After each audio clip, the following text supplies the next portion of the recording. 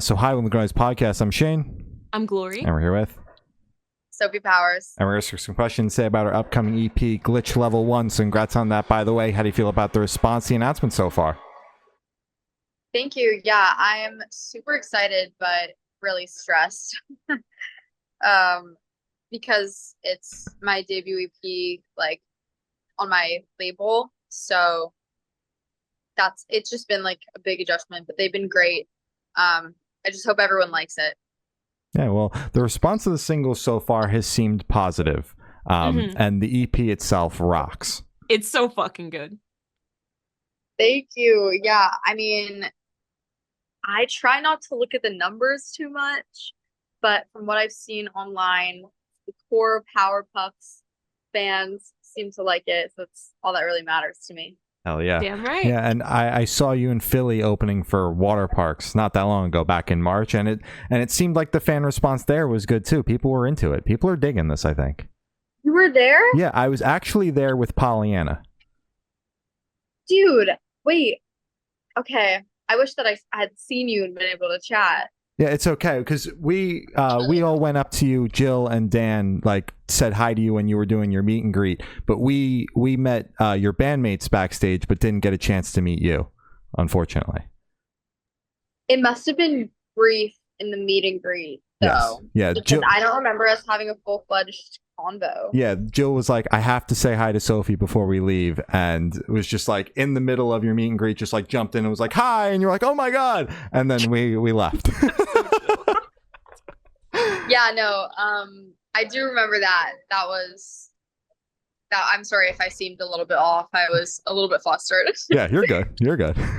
So is there any meaning behind the EP title or cover art? Yeah, well, I wanted it to feel like a video game because I'm leveling up sonically, visually, and musically. And I don't know if you've seen the video game Wreck-It Ralph. They all call Vanellope von Schweetz like a glitch, and that's a bad thing.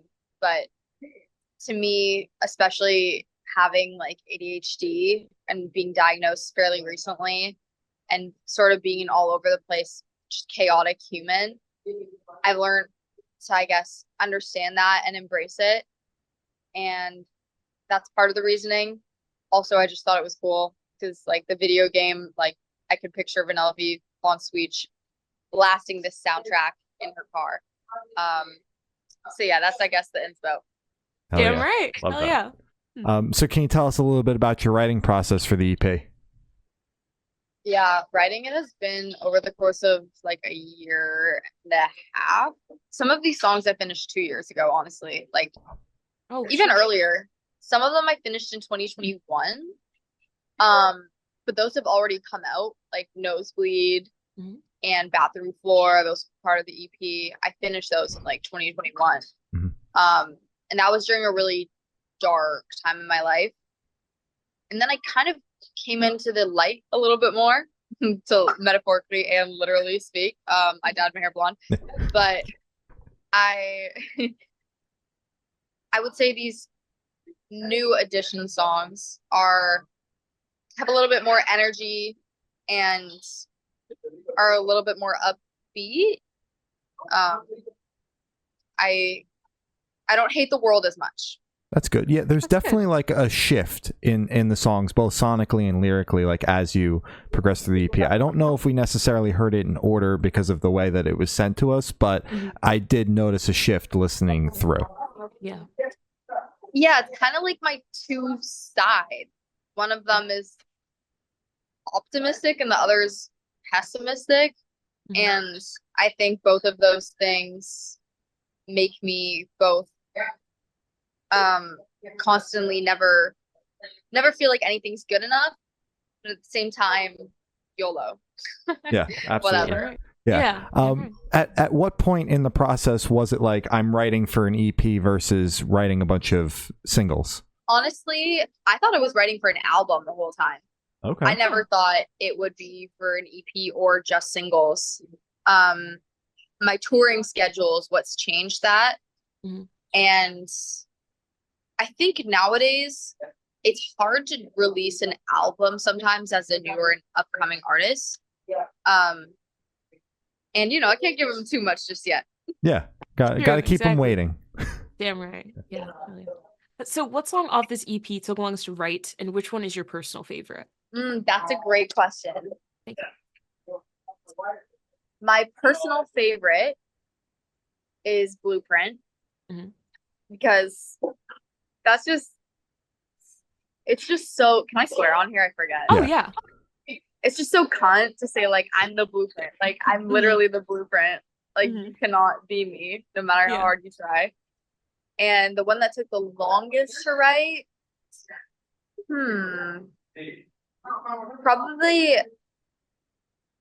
probably Bathroom Floor, because that was one of the most vulnerable, hardest songs I've ever written. Yeah. Yeah. And putting, since it's already out, putting a song out like that, is there any sort of additional anxiety for you? Like, of course, putting out a song or an EP or whatever is already like, there's some nervousness going into that, but it being so deeply personal, is there more added onto that for you?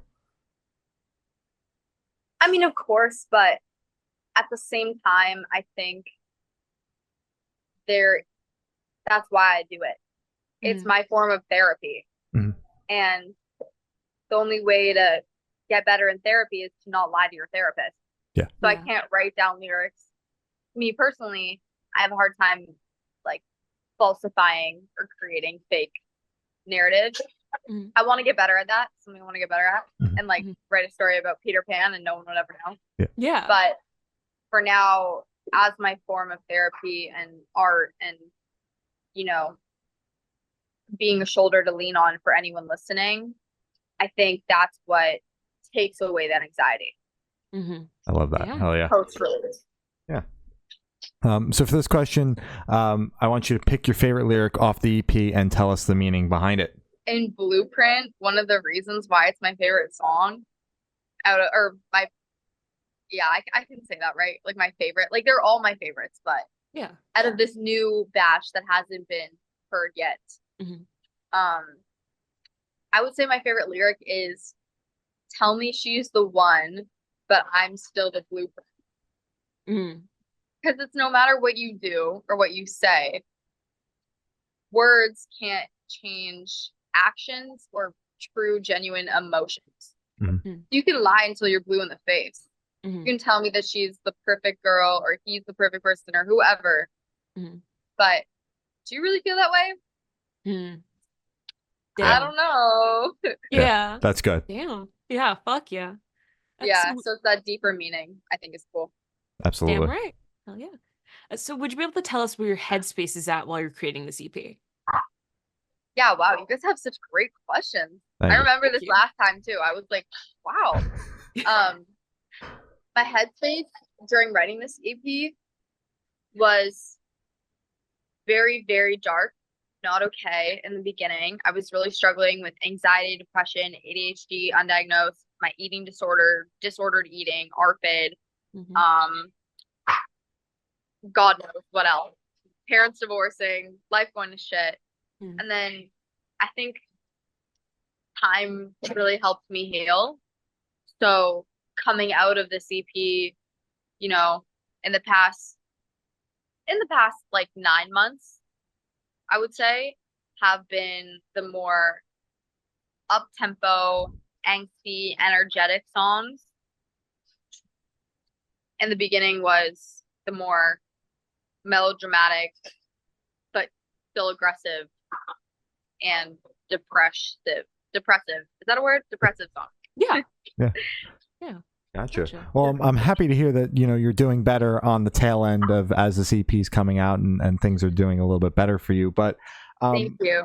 The EP, you mentioned over like the span of like the last 9 months or so is when these more upbeat songs or more uplifting songs have come about. So were you writing for the EP? Like when did things kind of stop for you in the process? Things didn't stop until about a month and a half ago. God damn. Okay. Wow. Whoa.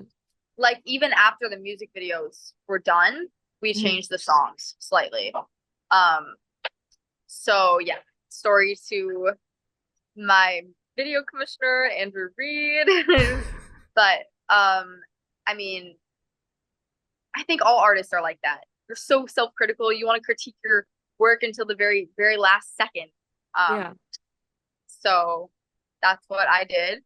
And now they're done. Even if I think there's still stuff I could do and I could keep tweaking, I kind of got those privileges taken away a little bit. Yeah. I would assume so. Yeah. So you're the kind of artist that's just like, I have to tweak until I absolutely can't anymore, and like, does that drive you insane at all, or is that just kind of how you are, and you're just cool with that? I think I'm a bit of both. I will tweak until the very last second until someone tells me, okay, this is like enough. Like, stop. And then I'm off, hands off the wheel. I'm not going to keep going if it's hurting my team or anyone else on the project and I'm being told to stop. Yeah. But if they don't give me that red light, I'm going green. Yeah, the light's green until they say otherwise. Damn right. Yeah. Exactly. What about you guys? I know you're creative people somewhat. So I'm a baker, so I decorate cakes and stuff. So it's that kind of self-criticism. I do have that a lot with my art or baking. So there are some points where I just have to kind of like put the fucking bench scraper down and just say like, it's perfect. You're just gonna fuck it up if you keep smoothing it, if you keep working on it, because you're gonna overwork it. It's gonna melt. Shit's just gonna go overboard. So I am a perfectionist, but there are just points where I just have to stop myself, or my family member has to come in and stop me and be like, dude, you've been smoothing this fucking cake for 5 hours. You need to calm the fuck down. So yeah. So you get it. Oh yeah. Yes. Yeah. So how do you recommend your fans to listen to this album for the first time? Should I do in the car with friends, in the dark with headphones on? Is workout album, party album? What do you personally recommend?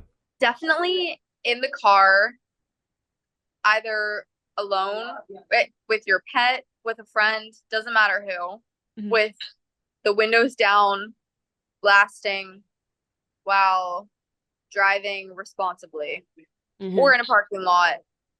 But I think driving's so fun. I love cars. So. Yeah. Damn right. Hell yeah. Going a reasonable amount of speed. Do not speed. Yeah. Yeah. So this one should be super, super quick. Off the top of your head, I want you to describe this EP for new listeners in 3 words. No more, no less. I don't know why. Just the word summer. Okay. It's coming to mind. It's very like beach theme, summer. Summer player. Okay. Because video game. I want the listener to be the player, and also like I'm a little bit of a player in these lyrics. Okay. Hell yeah. And sprinkles, because I sprinkle in some hidden what's the word? Crap. Like Easter eggs? Yes, some Easter eggs for level 2, which will be the second EP of the Glitch saga. So there's some Easter eggs, so I sprinkle them. Oh, hell yeah. All right. Hell yeah. Love that. So in that same train of thought, is there a certain feeling or emotion you want listeners to have while going through the EP? I want them to be angry crying. Like crying while angry at the same time, but like also smiling a little bit, but not like too much that you're enjoying it. Like I want you to enjoy. Does that make sense? Like I want them to enjoy the experience of listening to it, but I think good art causes conversation and invokes emotions that you don't normally have. So you can be upset a little bit, but at the same time vibing. Yeah, damn right. All right, hell yeah. So are you able to touch on any particularly challenging or standout moments during the creation of this EP, positive or negative? A standout moment for me would be when Better on Mute dropped, because it was literally a response to so many haters. Yeah. And it made my life like 30 times easier whenever someone would comment something hateful. I would just be like, post posts as that was my response. Yeah. And it made me feel so powerful. Mm-hmm. And even performing that song, it's just like, it's kind of it's a little bit of an outlier because of how angry of a song it is for me to have made. But that would be a standout. And a positive one would be Bathroom Floor, because I can look back at that song and look at how far I've come and be proud of myself for healing, I guess. Yeah. Damn right. And I'm proud of you too, because you're growing so much and you're fucking killing it, man. And yeah, you're doing fucking great. Aw, thank you guys for keeping up with me. Of course. Of course, yeah. We've been following you since the first time we had you on, and you know, it was just I've been following you guys. I mean, I've been keeping up, but I didn't know if you were returning the favor. Oh yeah, of course, we've been patiently waiting to get you back on here. It's been too long. Yeah. I love that. Oh yeah. Thank you. You talk about Better on Mute. Are you someone that reads the comment section, or do you kind of like stay away from that shit? I try not to, but at the same time, I love responding to comments and talking to people. Actually, I just love talking, period. So it's hard for me not to respond to those negative comments, especially if I'm like, oh, I have such a good diss right now. Yeah. Such a good diss. I don't blame you. I think it's a balance of, okay, respond, react, don't respond, don't react. And that's how I stay stable. Yeah. Fair enough. Makes sense. So for the last couple questions, going to shift completely away from music. So if you could be one animal for the rest of your life, what animal would you be and why? Okay, right now, I would be a manatee. Okay. Because they're so chill. They are so sweet. Beautiful creatures. They're like, what are they called? Sea cows? Yes. That is so cute. Like, just that alone. Imagine being a sea cow floating around. I would love that. And was that it? That was the question. What animal could I be, and what else was it? And why? Just for the rest of your life. Yeah, why?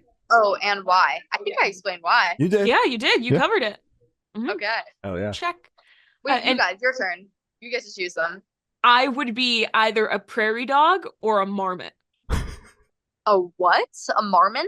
A marmot. Marmot. So they're like giant rodents. Imagine like a groundhog, but like badass. Ooh, okay. Yeah. They're chill as fuck. They just like I follow these accounts where it's like this one dude and he's just in this fucking original desktop Windows type scene where it's the hills, the bright green hills, and these marmots just run up to him and he feeds them like crackers and shit, and it just seems like a great life to live. I want to be there. I'm gonna search it up after this. You have to. It will change your life. And I would either be a dog or a panda, because pandas are fucking awesome. They're dumb, and I just think they're sick. I love my TikTok For You page has got all the compilations of them doing dumb shit in their enclosures, so I'm here for that. I really like pandas, but I'm so shocked at their ability to not be extinct by now. Right. With how incapable they are of feeding, hunting, like literally anything. Yeah, right. Partially, I think that might be our fault though, as humans, for breeding them, or having them in captivity. Yeah. But they're so adorable and beautiful. Hell yeah. Completely agree. Hell yeah. And good if choice, you could have, guys. Thank you. Oh, if you could have lunch with any celebrity or artist, dead or alive, who would it be and why? It would be Kurt Cobain, because I purchased his journals, and my mom gifted me a lot of his personal art, and it really moved me. Actually inspired me to continue on my music journey when I thought I was going to give up, to be quite frank. And I would love to ask him about first of all, what inspires him the most, and also how he feels about current day politics and pop culture. I would just love to ask him about how he feels about, the Kardashians today, and obviously I wouldn't want to waste his musical talent. I'd ask him about music stuff too and art. But I just think that would be also funny because he was very outspoken and he cared. He cared about people. Oh yeah. You know, more than anything. Sorry, I'm such a fangirl. No, that's fucking awesome. I love Kurt Cobain. So that's a great pick. Yeah, that's good.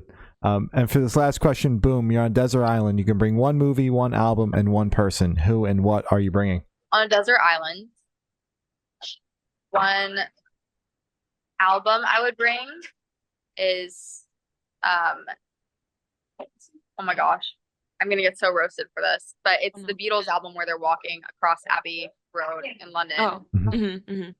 Because I feel like it's just great music, and if I was down in the dumps it would uplift me for sure.